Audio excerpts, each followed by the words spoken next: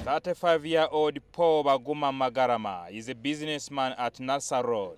Baguma is in deep pain resulting from injuries he claims were inflicted on him by URA enforcement officers headed by Daniel Arorwa. I can identify Shanana, I can identify Mugaga Richard, I can identify Arorwa Daniel. A police medical report indicates that Baguma has fractured limbs, deep wounds on his tongue, the head and broken finger. Baguma narrated his ordeal to NTV. When he refused, say he will talk. If your tongue can't talk, I will pull it and he talks. Then he pulled the metal and put it in my tongue and pulled my tongue. They had used televisions, which are prohibited. They have used fridges, which are prohibited. They have used computers.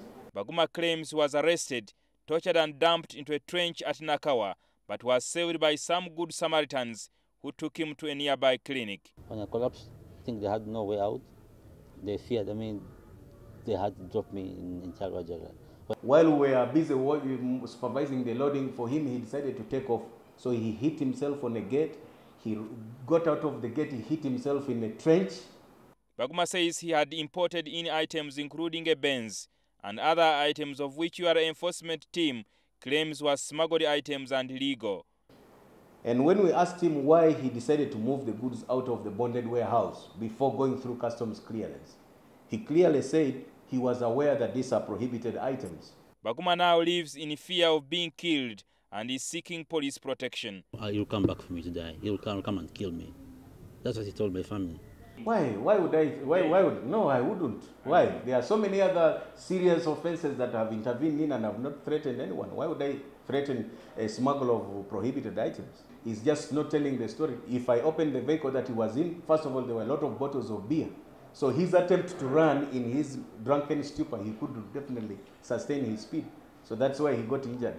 Baguma also claims he was stripped naked in the presence of his children by the officers. I begged those people, do not show me my kids when I'm naked.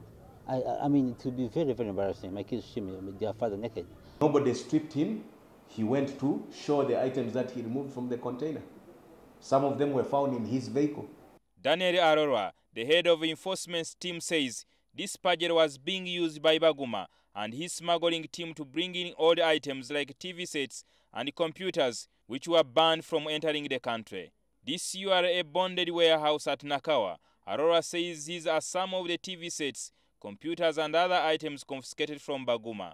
When fridges and used TVs were prohibited way back, but if you go to Kato, you still find many of them in stores.